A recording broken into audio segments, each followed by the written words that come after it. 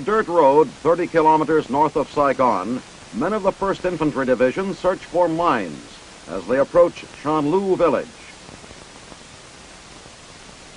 In a battalion-sized operation, the village is surrounded on the morning of December 8th.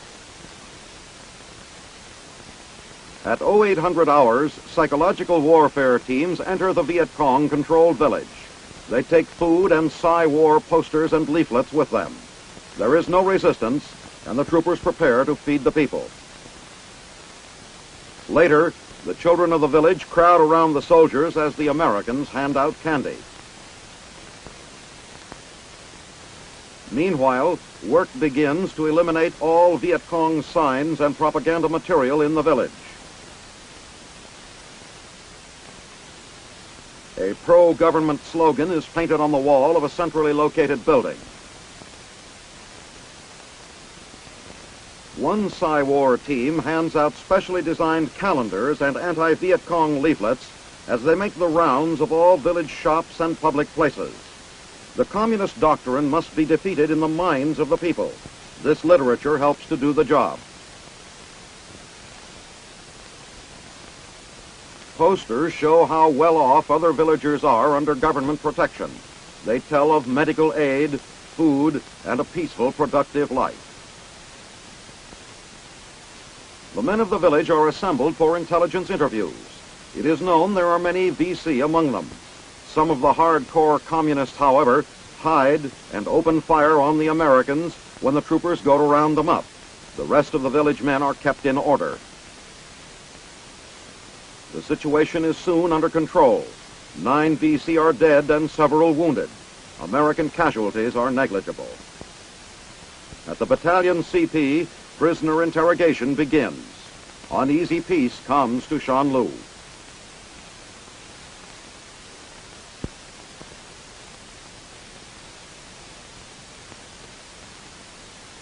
Activities of the 6th Psychological Operations Battalion are varied. In Saigon, a small team of advisors to the Vietnamese on television operations works with station WTVN, which operates on Channel 9 and reaches about 1,100 TV sets. Broadcasts are accomplished in modern, well-equipped studios. Under the supervision of Lieutenant Robert J. Serry, the 3-man advisory team prepares one 90-minute program per week, film and live, as well as the production of numerous special programs.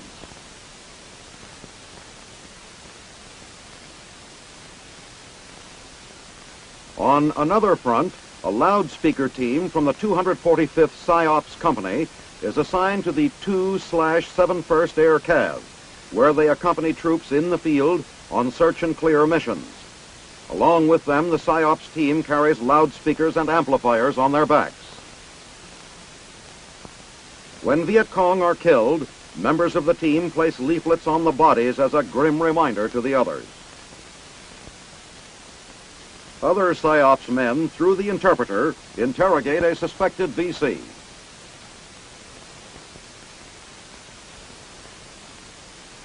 Yet another team from the 245th PSYOPS Company is deployed with a 1st Air Cav U-10 on a leaflet-dropping mission.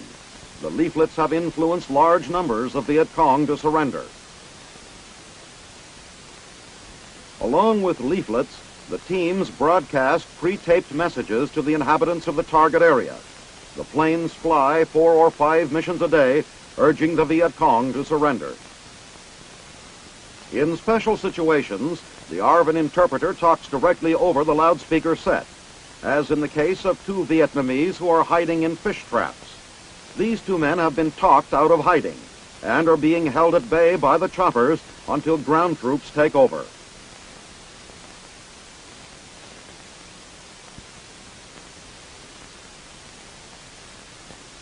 Loudspeaker teams have also been employed to assist medcap teams. Working hand in hand, the PSYOPS men are used to tell the people that the medics have arrived in town.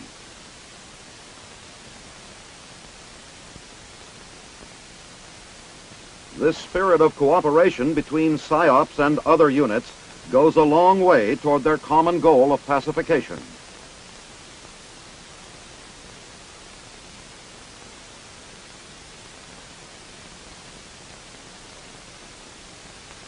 On 4 December, at approximately 5 a.m., an explosion and fire totally gutted the 6th PSYOPS Battalion Administration Headquarters building in Saigon. It is estimated that up to 1,000 pounds of plastic explosives were used by the Viet Cong terrorists to destroy the building, which was formerly the Capital Kinh Do movie theater. The lower auditorium has been used as a storage area, the upper balcony as a temporary transit billet for men on reassignment. Fortunately, of the 12 men in the building at the time of the explosion, none were killed, although at least 9 received severe burns. This was the second attempt to destroy the theater building. Once before, it was bombed while American personnel were watching a film.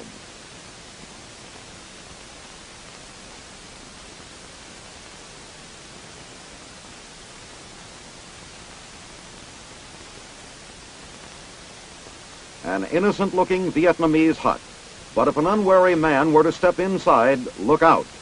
Underneath the bamboo rug lies instant death, a 90mm tank round set to explode when a pressure trap is stepped on. The Viet Cong rely heavily on such mines and booby traps to slow the advance of the Allied troops on search and clear missions. These mines can be set off with pressure fuses or can be detonated electrically by a Viet Cong hiding some distance away. A discarded sea ration can may be used to make a deadly booby trap, merely by filling it with TNT and attaching a fuse.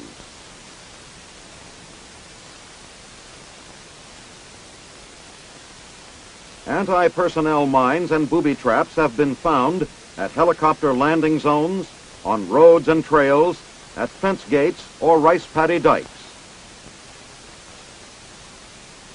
A bamboo basket beside a road might contain enough TNT to blow up a truck.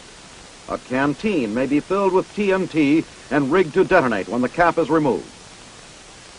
Anti-vehicular mines can disable a tank or destroy a truck. With such displays, schools at the 1st and 3rd Marine Divisions in Vietnam keep Marines current on the latest Viet Cong trends in the use of hidden explosives.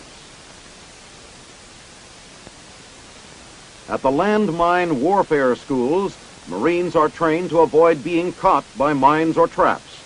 Classroom instruction is given on the various types of hidden explosive devices, followed by practical work in mock-up villages and the terrain. The explosive booby trap can be found anywhere in Vietnam. A jungle tree with gnarled branches may be picturesque enough to photograph, but it may also be rigged to a foot trap which will explode a shell above your head. The Viet Cong use all their knowledge and ingenuity in fashioning these devices. A punjai pit is made with sharpened bamboo stakes or barbed metal spikes. Another crude weapon is the steel bear trap, which can fracture a man's leg in one quick snap. A section of bamboo containing a .30 caliber shell attached to a firing pin can be set off with pressure from a man's foot.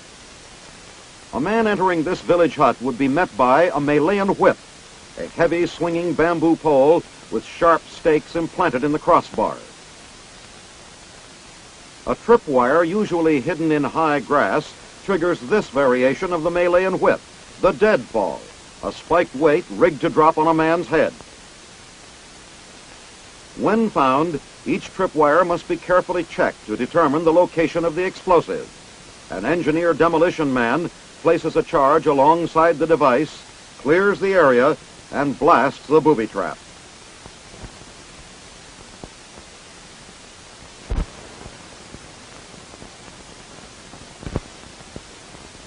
As Christmas rapidly approaches, preparations for it are evident everywhere in Vietnam.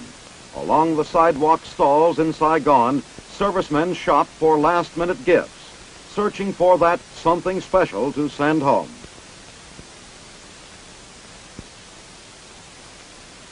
All the military exchanges are jammed and expect to be busy right up to the last moment. The well-stocked shelves of the Cholam Exchange, largest in Vietnam, are being rapidly emptied, and sales for December will exceed $1.5 million. At Saigon Airport, cargo facilities are beginning to feel the strain as thousands upon thousands of packages pour in from home. Personnel at the APOs are kept working around the clock, but expect to meet their goal of having all packages and mail delivered by Christmas morning.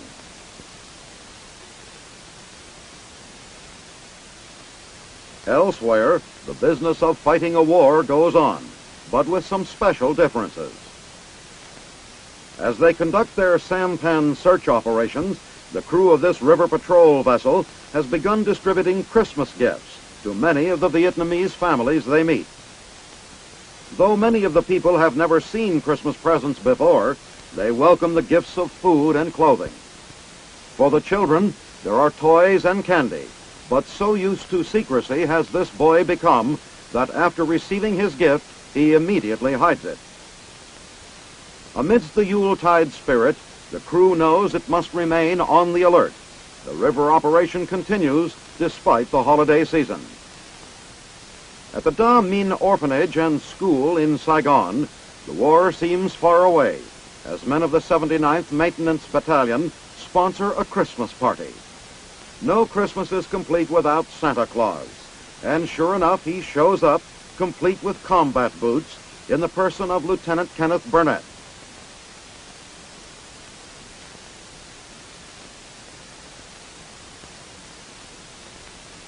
The kids don't know what to think when, one by one, they are invited to Santa's knee.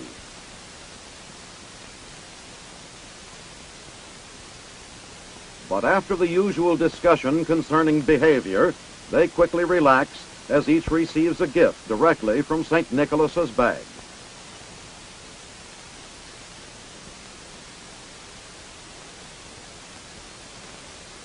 Then, all together, everyone struggles to open their presents. When it's all over, no one is sure who had more fun, the kids or the GIs. As December 25th draws near, troops at Long Binh, as those in camps all over Vietnam, gather for religious services. Within a well-guarded defense perimeter, Chaplain John Sargent begins his service. Let us have our invocation. Almighty God, our everlasting Father, we thank Thee for Thy divine grace, which is shed abroad in this Christmas season into the hearts of all those Thy people, and all those who believe and trust in Thee. Then the men join him in prayer, expressing the long-hoped-for wish of peace on earth, goodwill toward men.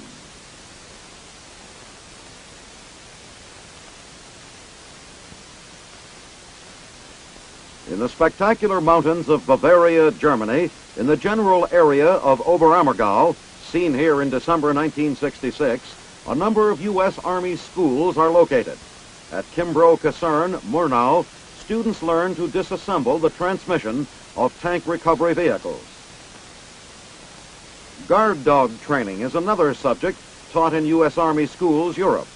These dogs make an important contribution to the security of vital installations and to the effective patrolling of borders. They learn how to negotiate the types of terrain and the obstacles they may encounter while on duty. Discipline is of paramount importance.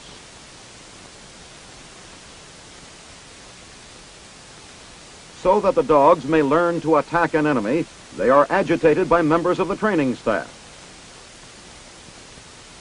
A heavily padded man simulates an enemy and the guard dog attacks until he is restrained.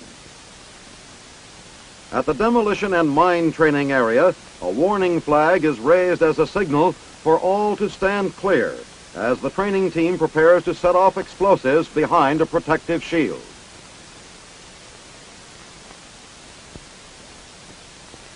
A demonstration charge is ignited. There are many other subjects taught by U.S. Army Schools Europe, both in the classroom and the field.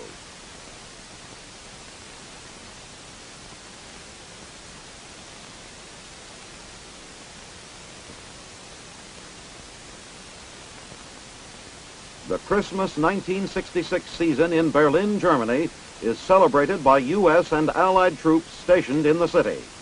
Major General John F. Franklin, Jr., U.S. Commander Berlin, speaks to those assembled for the tree lighting ceremony.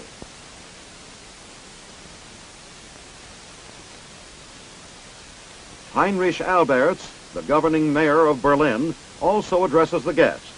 Then the moment arrives for the lighting of the tree, with the mayor of this sector, Hans Schnitzer, and Brigadier General James L. Baldwin, Commanding General Berlin Brigade, doing the honors.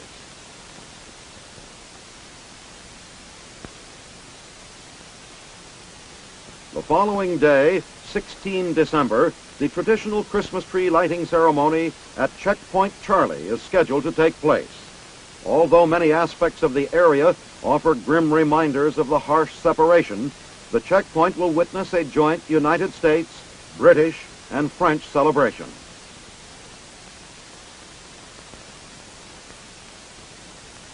At 1700 hours, all is ready. Taking part in the ceremony is Deputy Mayor Irwin Beck of the American Sector District of Kreuzberg, in which Checkpoint Charlie is located. As onlookers watch, the tree on the roof is lighted. The Deputy Mayor gives presents to the personnel of the checkpoint. U.S. soldiers join British and French personnel who share in the operation of Checkpoint Charlie.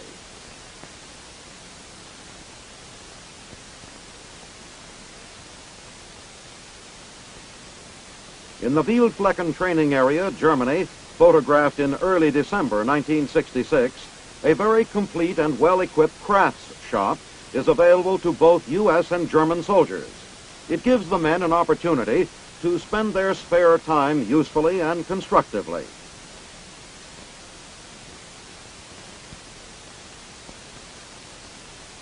One of the crafts most popular with the men is leatherworking. Other men enjoy working with wood, utilizing the modern power tools. A hobby which has wide acceptance in both Europe and the U.S. is photo finishing. Soldiers stationed in the area have fine equipment to bring out the best results in their photography. With experienced advisors, a soldier is able to perform every step through the final print.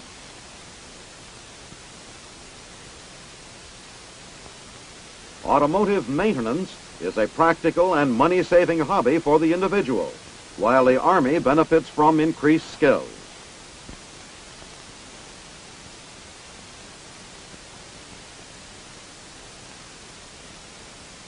December, graduation day at Colombia's Military Academy in Bogota. In a colorful ceremony held on the grounds of the Academy, 75 cadets are receiving their commissions as second lieutenants. Through the U.S. Army mission, the Academy receives training aids, vehicles, and radios. The mission also provides guest instructors and an exchange of cadet officers between West Point and the Colombian Academy. 3 classes of cadets are involved in the traditional ceremony: those who have completed their secondary school subjects, those who are entering the senior class, and the current graduates. The event is attended by ambassadors and military attachés from several countries, including the United States. A highlight is the presentation of a West Point saber to the cadet with the highest grade in military tactics.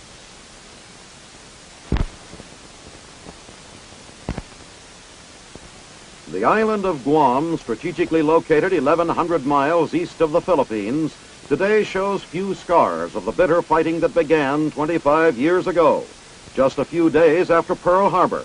On December 10, 1941, the Japanese launched their invasion on Tamuning Beach, opposed by a poorly armed force of only a few hundred men. In 2.5 years of occupation, the Japanese spared no effort in preparing fortifications for the attack they knew would one day come. Though most were destroyed in the fighting, several concrete pillboxes and bunkers still stand, silent and deserted. The Japanese also hollowed out hundreds of caves, building extensive connecting tunnels deep into the mountainside. One which served as a bomb shelter during the war finds a similar use today. Japanese guns, overgrown and rusted, still points skyward against the planes which pounded the island prior to the Americans' return. On July 29, 1944, the 3rd Marine Division led American forces ashore at Asan Point and Agat Bay. The wreckage of a Japanese two-man sub is the only reminder of the landing. The liberating forces quickly pushed inland as the Japanese pulled back to make their stand near Mount Santa Rosa. These quiet hills are strewn with the wreckage of Japanese two-man tanks. The battle broke enemy resistance, and many fled into the mountains, where as late as 1960, 2 were captured. Not all the wreckage is Japanese. This American tank was destroyed in an attack by enemy aircraft.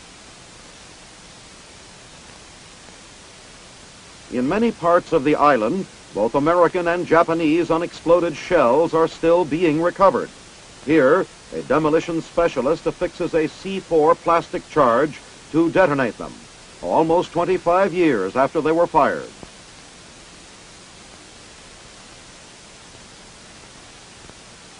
Nearly leveled during the war, the capital of Agana has today been rebuilt into a modern city of 5,000. Here, especially, there is little evidence of the devastation that once took place, but the people have not forgotten. In the center of town stands a Statue of Liberty, where each year, on the day and hour when the American troops landed, a ceremony is held commemorating the liberation of Guam.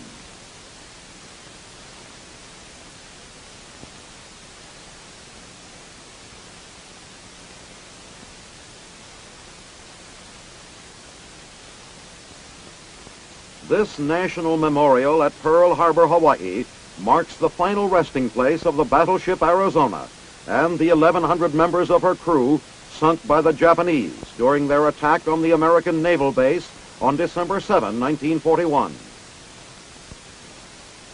Launched from carriers, planes of the Japanese Naval Air Arm flew in from the sea on that fateful Sunday morning.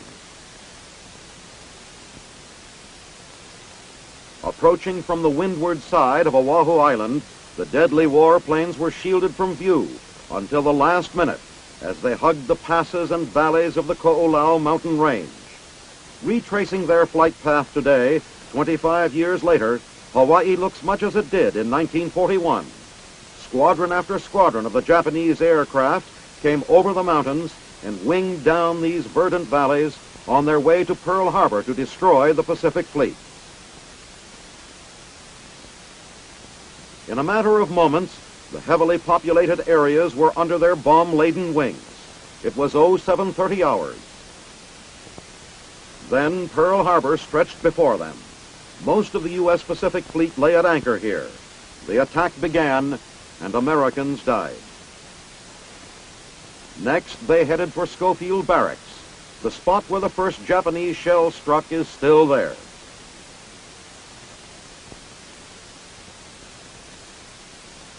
The National Memorial Cemetery of the Pacific was established following World War II, and many victims of the Japanese attack lie at rest here. Now, on the 25th anniversary of the surprise attack which took the lives of thousands of Americans, many veterans of that day at Pearl Harbor are among those who hear an opening address by the Commander-in-Chief, U.S. Pacific Fleet, Admiral Roy L. Johnson.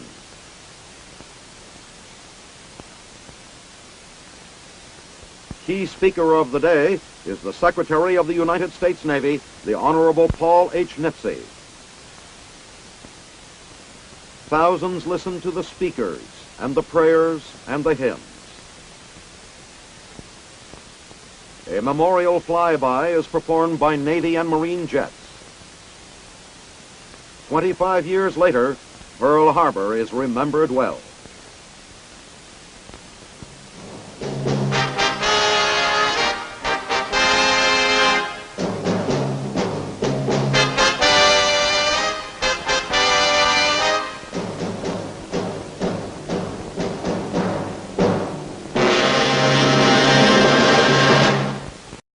Aid, food, and a peaceful, productive life. The men of the village are assembled for intelligence interviews. It is known there are many VC among them. Some of the hardcore communists, however, hide and open fire on the Americans when the troopers go to round them up. The rest of the village men are kept in order. The situation is soon under control. 9 VC are dead and several wounded. American casualties are negligible. At the battalion CP, prisoner interrogation begins. Uneasy peace comes to Shanlu.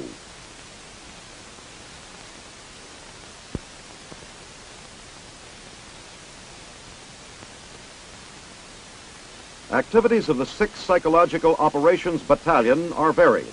In Saigon, a small team of advisors to the Vietnamese on television when Viet Cong are killed, members of the team place leaflets on the bodies as a grim reminder to the others.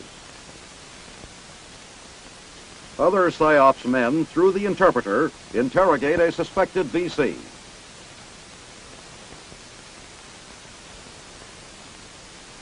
Yet another team from the 245th PSYOPS Company is deployed with a 1st Air Cav U-10 on a leaflet-dropping mission. The leaflets have influenced large numbers of Viet Cong to surrender. Along with leaflets, the teams broadcast pre-taped messages to the inhabitants of the target area. The planes fly 4 or 5 missions a day, urging the Viet Cong to surrender. In special situations, the ARVN interpreter talks directly over the loudspeaker set, as in the case of 2 Vietnamese who are hiding in fish traps. These 2 men have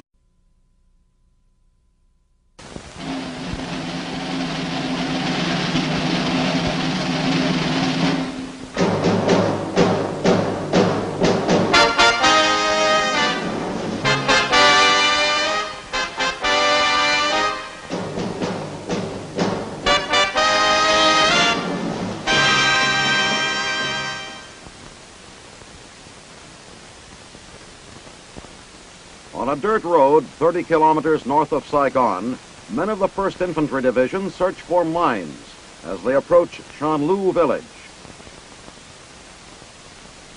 In a battalion-sized operation, the village is surrounded on the morning of December 8th. At 0800 hours, psychological warfare teams enter the Viet Cong-controlled village. They take food and Psy War posters and leaflets with them. There is no resistance, and the troopers prepare to feed the people. Later, the children of the village crowd around the soldiers as the Americans hand out candy. Meanwhile, work begins to eliminate all Viet Cong signs and propaganda material in the village. A pro-government slogan is painted on the wall of a centrally located building. One Psy War team hands out specially designed calendars and anti-Viet Cong leaflets as they make the rounds of all village shops and public places. The communist doctrine must be defeated in the minds of the people. This literature helps to do the job. Posters show how well off other villagers are under government protection. They tell of medications, works with station WTVN, which operates on Channel 9 and reaches about 1,100 TV sets. Broadcasts are accomplished in modern, well-equipped studios. Under the supervision of Lieutenant Robert J. Serry, the 3-man advisory team prepares one 90-minute program per week, film and live, as well as the production of numerous special programs.